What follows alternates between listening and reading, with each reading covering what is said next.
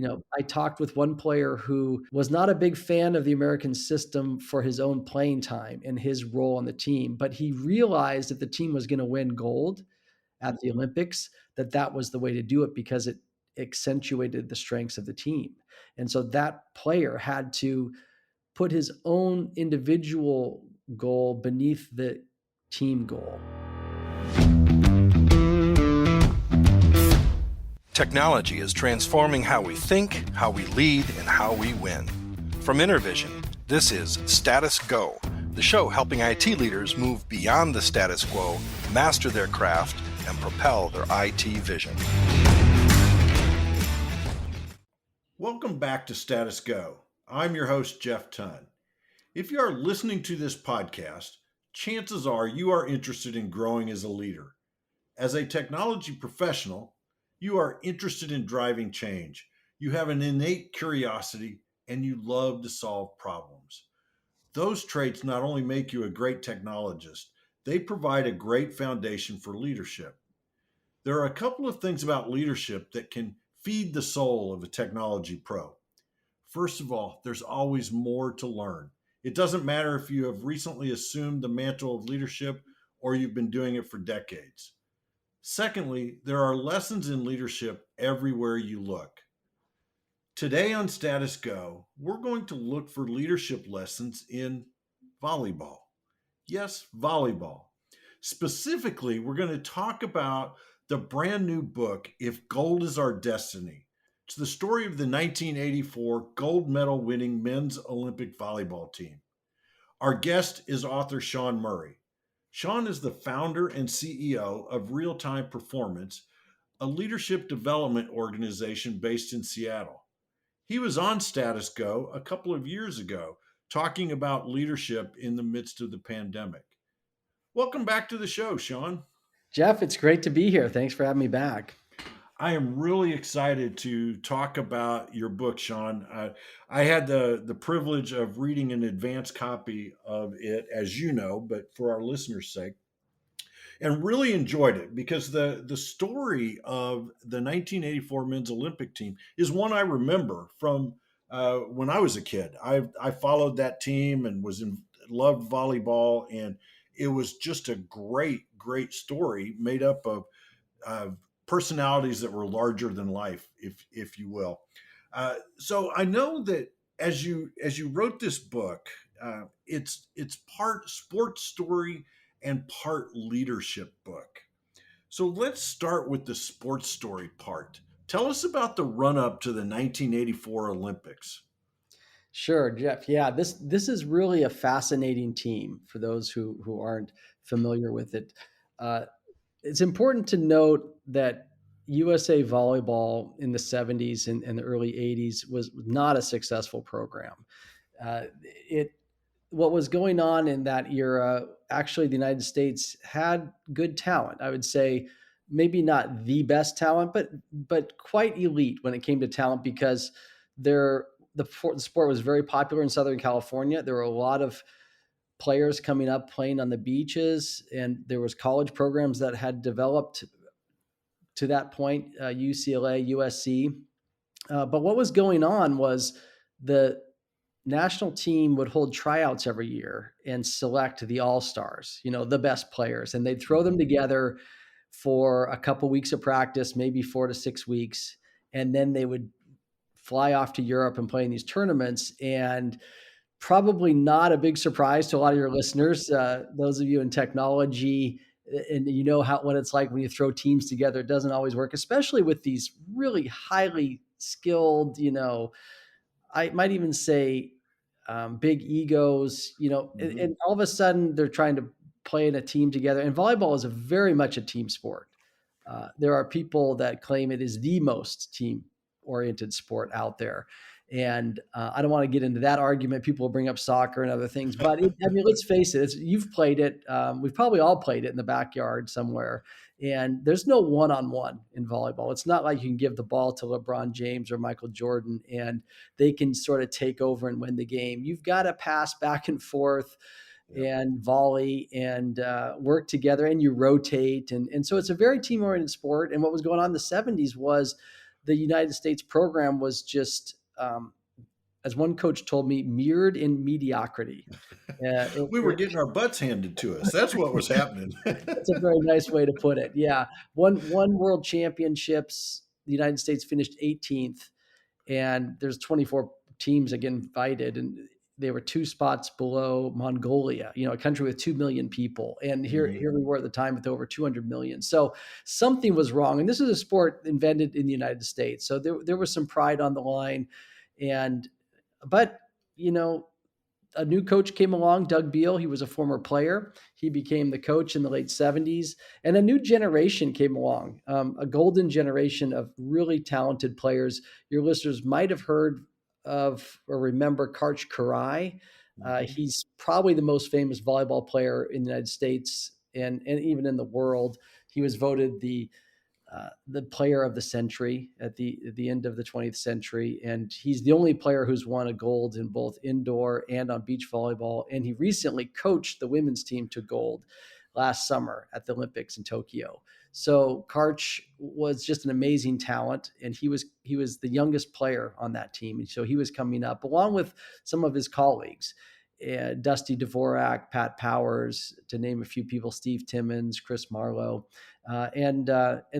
What happened right around the early 80s was Doug Beal, the head coach, moved the program from Dayton, Ohio, from the Midwest, and just was struggling in the Midwest. It wasn't the right place for this program. They moved it to San Diego. They're able to attract more talent, and they started training year round. That was another big issue, is just putting a team together, 4 to 6 weeks of practice, and playing a team like the Soviet Union or Poland or Italy or Brazil that practices and plays together year round. The team didn't have the culture, the trust, the internal dynamics to be successful. A lot of the things we talk about in leadership and team build, they just didn't have that yet. So they trained year round, and they started to, achieve some success, but it didn't come overnight. And I talk about that in the book. There's certain elements and interventions that happened that helped the team get to not just the gold medal, but really sustained excellence. This team went on to go just beyond the '84 Olympics to really change the sport. Yeah, they became incredibly successful, almost in spite of themselves as they went through this. And we're going to touch on some of the leadership lessons of this.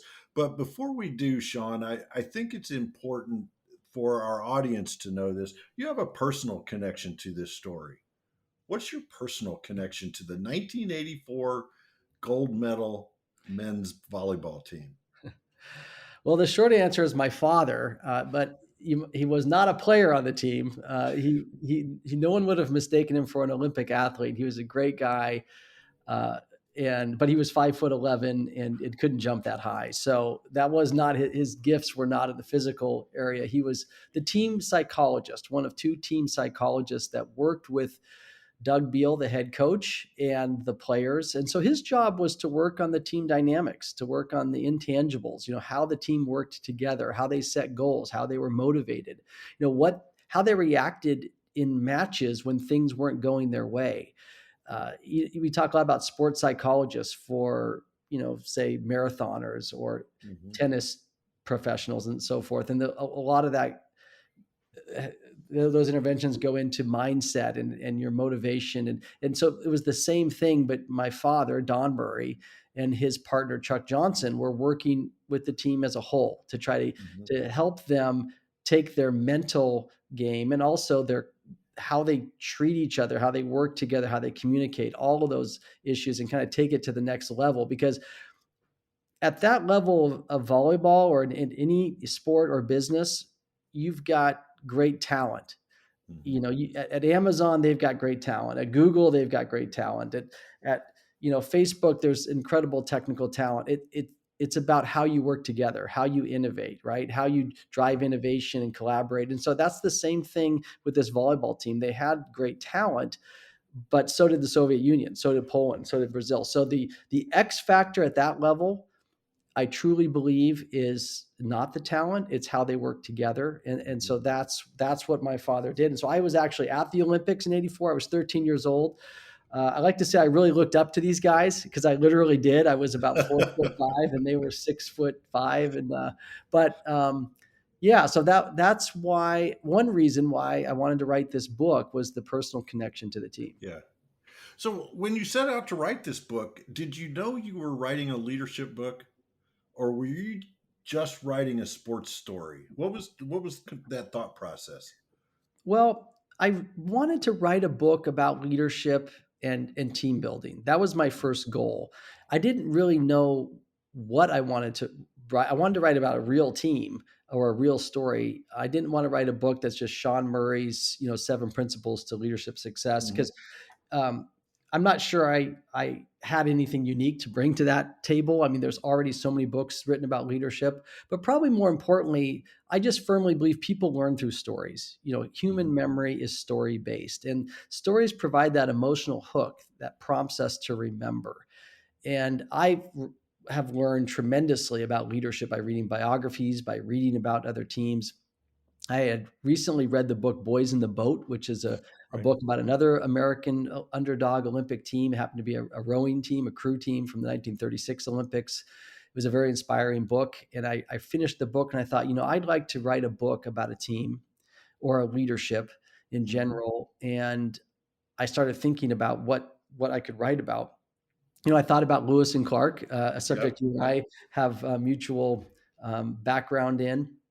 I thought about famous sports teams like the Patriots. I thought about the moon landing, excuse me, and various other just epic teams. And I didn't want to rehash a story that people maybe had already been familiar with. And then it occurred to me with my father's connection that there's a team right here under my Yeah. nose and I remembered the team. I didn't know how incredible their story was until I got into the research of the book. And I realized as I started peeling back the research, just how amazing this team is. And I think if you study any team at the level I did with this book that's achieved sustained greatness over time, you probably will be equally surprised because Mhm. nothing happens at that level without a lot of interesting and fundamental things falling in place for that we all can learn from a team. So it just happened to be a great connection, a great story, and that's how it all came together. Well, it is a great story, and it's a great leadership book as well. And you mentioned our heroes, Lewis and Clark. So I'm going to jump into kind of start there because one of the things that I found really interesting for those that don't know the story of Lewis and Clark, when Thomas Jefferson selected Meriwether Lewis to lead the expedition, one of the first things he did was reach out to William Clark to be his co-captain to help him lead this expedition.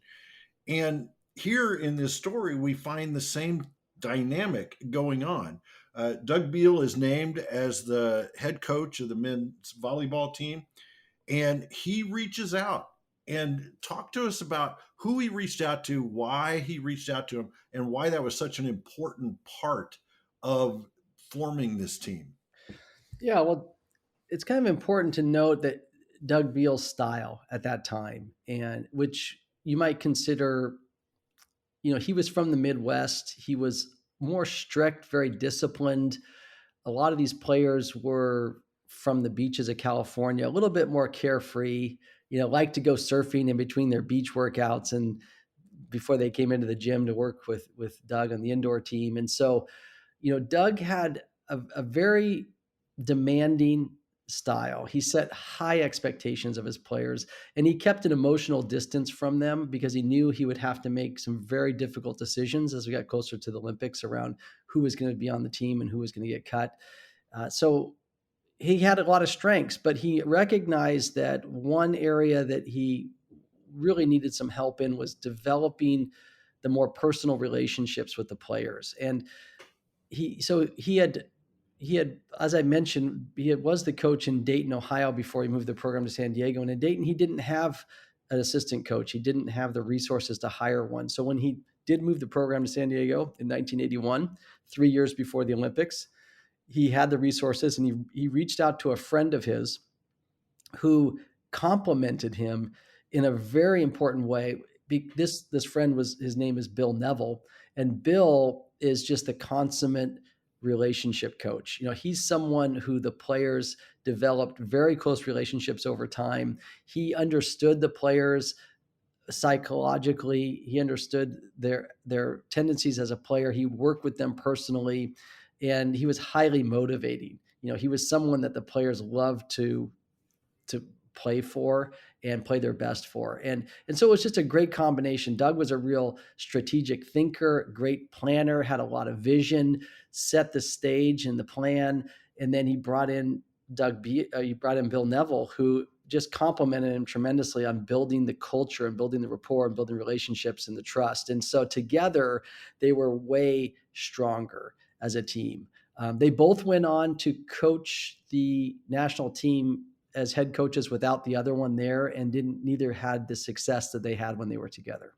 That's fascinating that they both rose to the top, and without each other, it wasn't the same chemistry.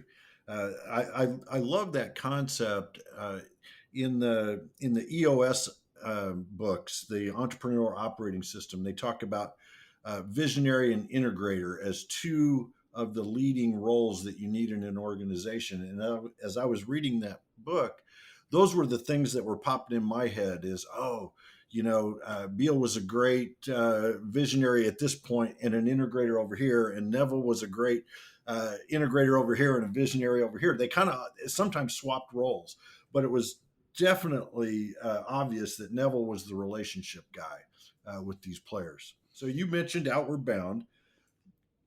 What on earth were they doing going on this type of adventure? Many of our listeners have probably heard of Outward Bound, but for those that didn't, explain a little bit about what that is and why the coaches and the staff thought this was a good idea to take these star athletes out in that experience. Well, about a year and a half before the Olympics, maybe 2 years, in 1982, there was a World Championships, and the U.S. team had a very disappointing showing at those World Championships. They ended up finishing 13th, and they had hoped to finish 5th or maybe 4th. They thought they had the talent to finish that high, and that was going to be keeping them on track to medal at the Olympics, because if they could finish 5th in 82, maybe get to 4th in 83, they could be top 3 by 84. And that was their goal. And so immediately they realized they were not on track. And one of the things that was holding them back was winning difficult matches. And if you've ever played volleyball, there's massive momentum swings. There's times when your team just can't seem to do anything wrong. You're hitting shots and blocking shots. And there's other times when you can't seem to score a point. And something like that happened in Argentina in 82. And it was indicative of the team. They were up big and, 12-5 in the 5th and final set against a very critical opponent. And the other team, it was Bulgaria, came back and won the match. And being up 12-5 in that era when it was, 15, first team to 15, it was almost like, I don't know if you remember the Super Bowl a few years back when the Patriots were up big at halftime, and when Atlanta was up big at halftime, and then the Patriots came back. It's like that, but probably worse. And so the coaches, the staff, they recognized there was something was just the resilience wasn't there. When things weren't going the right way with this team, how they treated each other on the court, how they handled those problems, it wasn't working. And so they came up with this idea of going on a shared significant life experience, doing something together that would, outside of volleyball, get people out of their comfort zone, that would get the team to, overcome some kind of obstacle and work and gel as a team and maybe see each other in different ways, So the first idea that got thrown around was to take the team through boot camp. Being based in San Diego, Camp Pendleton was just up the freeway. They thought, well, maybe the Marines will take these crew through boot camp, because the U.S. military, that's what they do. They take these civilians and 9 or 15 or 20 weeks later, whatever it is, they come out a fighting unit and they're bonded and all that. And so they called him up and the Marines said, no, you can't, we're not going to send your volleyball team through boot camp. Oh, okay.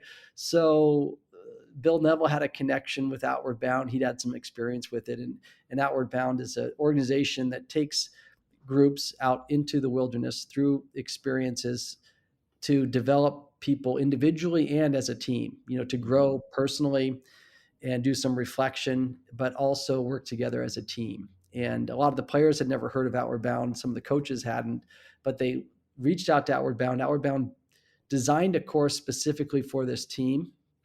It was a rather, I would say, harsh course. Looking back on it, even when I talked with the instructors today, they say, boy, we really designed a pretty difficult course. They almost are scratching their heads thinking, did we really do that? It ended up being 100 miles. It was snowshoeing and hiking up into the mountains of Utah in the middle of winter, 21 days, up above 11,000 feet. The weather got brutally cold. So they were carrying 70-pound packs. Everything is on their pack. Their tents, their stoves, their sleeping bags, all of their food. And they went out and worked together. They were reliant on each other to survive out there. And I think that was part of the experience and part of the reason why when they came back, something changed. And I believe being out there where you rely on your other teammates to survive. And by that, I mean, breaking trails. Someone's got to get out in front and push the snow, and then you can take turns, right? That's how you can make the time that you need to make to get to where you need to go. Someone needs to learn how to use a compass and a map and orient and find your route. When you get to your campsite, someone's got to clear out the area to put the tent up. Someone's going to cook. Someone's going to gather firewood. I mean, you all work together. You can't do it on your own. And that was an important element when they came out of this experience, and they didn't want to be there. There was a lot of grumbling and a lot of complaining. But in fact, one player just about quit in the middle. One of the star players came very, very close to quitting and decided to stay. And that's kind of another kind of talent versus commitment point in the story. But Outward Bound, I think, was critical because of it built the trust. It built the trust. Yeah. But it wasn't an immediate thing. I mean, some of the stories you relay about how they weren't getting along out in that wilderness environment really, I think, tells the story. And I know many of our listeners have done ropes challenges and some of those team building ideas. And I know a lot of times you'll see people rolling their eyes. It's like, oh, ropes course, kind of thing. But it really does force you into these situations where you have to rely on each other. And there was one, and I forget the two players, but there was a time when they paired up and went out, right? Yes. They were supposed to spend the time together, go out together, come back together. And one of the players came back without his partner, right? Yeah. Yeah, there's a lot. That's a great story. There's a lot of those in the book because put 16 guys out in the wilderness for 3 weeks and just some crazy things happen. But that was an interesting one because they were paired up specifically to work together. And the instructors, and I sometimes called them guides. And when I was interviewing them, they said, no, we're instructors. We're here to instruct. They really weren't there to guide because one of the things they did was they passed the knowledge down to the players. So after a couple of days of showing the players how to use a compass and a map, they just turned it over and said, okay, it's up to you. Now here's where we need to go. Find out how to get there. And it was that sort of idea with this exercise where two people were paired up, but they only gave them one map and one compass. And they asked them to get from one place to another and go along some checkpoints and get some marks and that sort of thing. And this was a time in the course, it was kind of towards the end when they were putting all their skills together, and it was a little bit of a competition.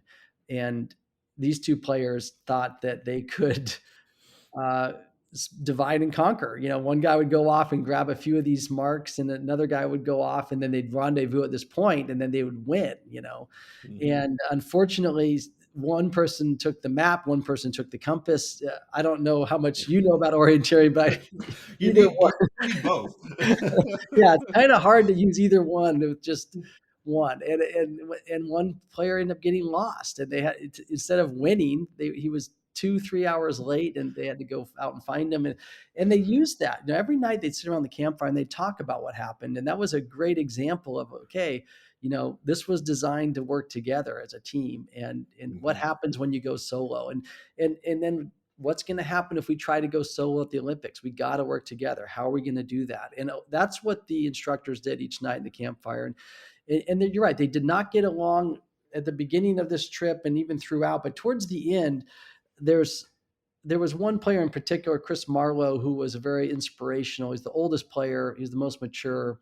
And he tells the story at the end of standing up around the campfire and saying, I didn't really understand why we were brought on this trip when we came. But now that Mhm. I've been on it, he said, I didn't want to come, but now that I've been on it, I see why we're here. And he helped people make the most of that experience. Yeah. And he became one of the leaders on the team, if not the leader on the team, from an emotional uh, team support and encouragement role, kind of that on the court coach almost. Now, I want to jump ahead a little bit because I know we're running out of time here, and I want to talk about one of the key lessons that I saw as I was reading this book. And there's just so many of these leadership lessons in this book. But one of the things that happened is that as they were preparing for the Olympics, they were continually copying some of the other teams' styles. In fact, there's a story about how they, one of the Russian coaches, I believe, took him under his wing and taught him the Russian offense. And then there was another time, I think it was the Chinese offense. And what they learned at some point was they needed to come up with their own offense. Um, Talk to us about what it is that they finally realized as they were looking at their players and the way that they were playing the game and why these other offenses wouldn't work and what they came up with instead. Yeah, that's such a profound lesson. And it really came out in this story with Doug Beal and Bill Neville, and Tony Crabb was the other coach. These coaches were looking at the talent they had. And as I mentioned before, the U.S. had no history of success. So they naturally turned to some of these programs that had won gold medals and had been successful, the Soviet Union being one of them, um, Japan being another one, and Poland. And so what was popular at the time was just to try to copy what the other teams were doing. And we do this a lot in business. You Yeah. look out and you say, oh, well, this is how, you Best know, practices. your best practices. Yeah. McKinsey told me that I should do it this way, and you don't give as much thought to your unique situation. Right. And Mm-hmm. so there was a conversation actually with the Japanese coach where the Japanese had made these beautiful films and were giving away this information. The Soviets were also very good at giving away all their secrets too, which is sort of amazing. And the Americans are scratching their heads and they asked the Japanese coach, why? Why would you tell us how you train and all the secrets of your program? And he said, well, only the Japanese can play like the Japanese.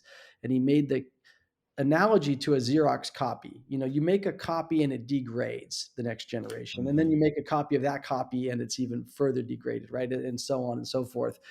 And the Japanese system is uniquely designed for the players in the Japanese system and the skill set that they brought to volleyball. And it's important to note that in Japan, everyone learned the same system starting at an early age. It was a national program. Well, in the United States, there was no national program. We had players that were introduced to the sport, some in the YMCA, some at the beach, some from their parents in the backyard. I mean, there was Mm-hmm. no consistency. And especially these beach players, because they end up being the best players in the country at the time, because this tournament system had developed on beaches, and they got very good because they were playing all the time and they were playing 2-on-2.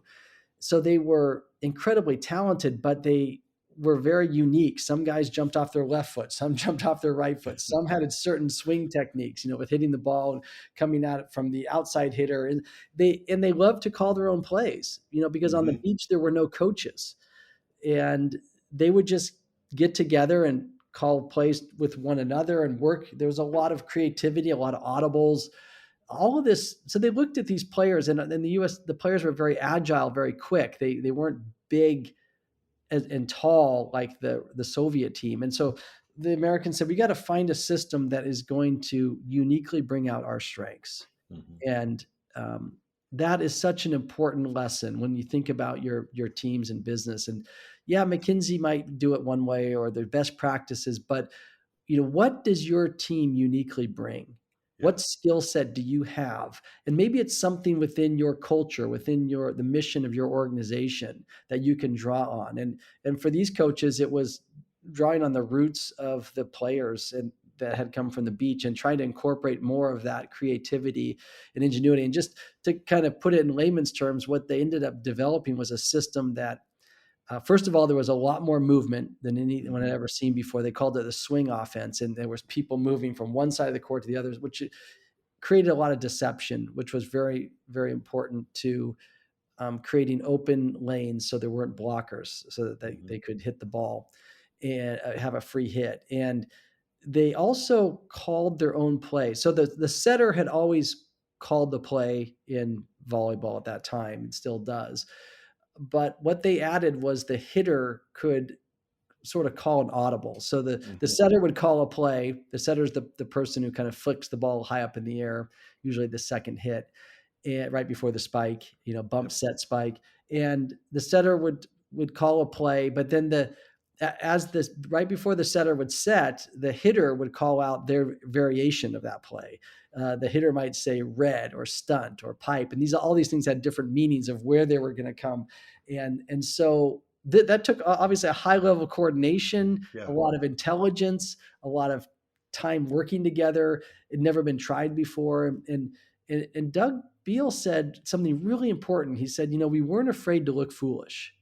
And, Yeah. and I Yeah. think that goes hand in hand with, you have to take risks, and that goes hand in hand with trying to find the unique strengths, the system that's going to accentuate your strengths. And the other thing about this program is that what they call the American system.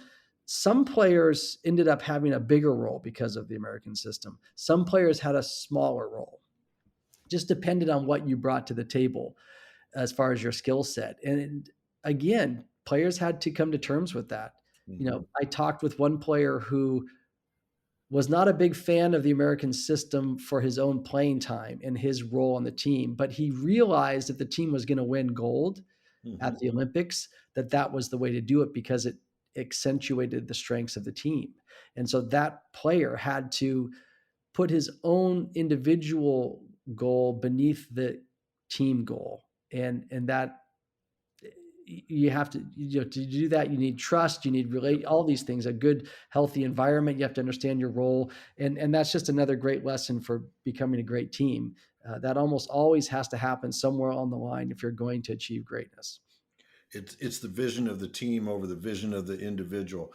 Now, Sean, here on Status Go, we love to leave our listeners with a strong call to action.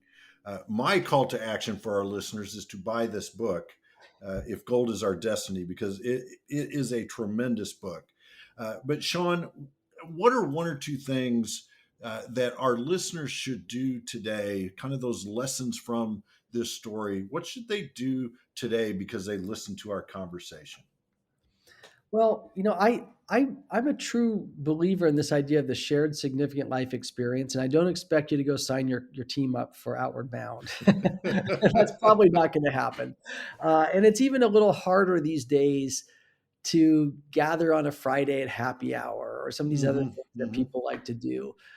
So I would just encourage you as a leader to find a way to continue to forge those bonds and those relationships.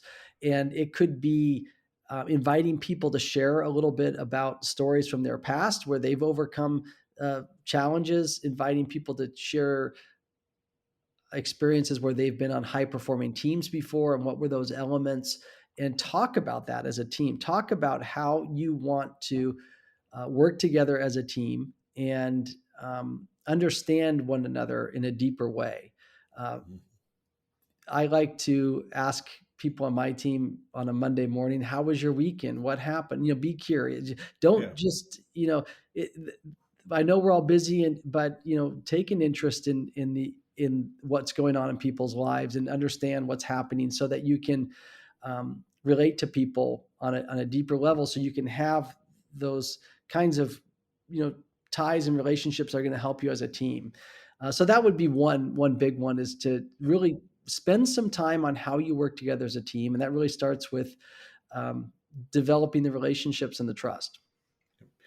I love that, Sean, because foundationally within a team, trust is so, so important. Now, before I let you go, when does the book come out and where can people get it? So the book comes out July 13th, and it's available at almost any online retailer. So if you go to Amazon or Barnes and Noble or any of the major sites to buy books online, bookstore.org, it will be there. And or you can just search for If Gold Is Our Destiny. It's by Sean Murray. And Karch Karai wrote the foreword. And so he provides his insight into this team, which I think is another little gem that you sort of get as a bonus if you buy the book. Excellent. Well, we will be sure and include links in the show notes, Sean, for the book. And again, to our listeners, I encourage you to pick up a copy of If Gold Is Our Destiny. You will learn some leadership skills. Again, whether you're brand new in a leadership role or you've been doing it for decades, there are a bunch of lessons in this book that you can apply immediately. Sean, thank you again for taking the time. I really appreciate it. As always, it's great to chat with you, man. Thanks, Jeff. This has been a really fun conversation.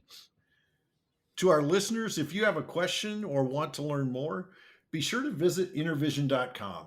The show notes will provide links and contact information. This is Jeff Tunn for Sean Murray. Thank you very much for listening. You've been listening to the Status Go podcast. You can subscribe on iTunes or get more information at intervision.com. If you'd like to contribute to the conversation, find Intervision on Facebook, LinkedIn, or Twitter. Thank you for listening. Until next time.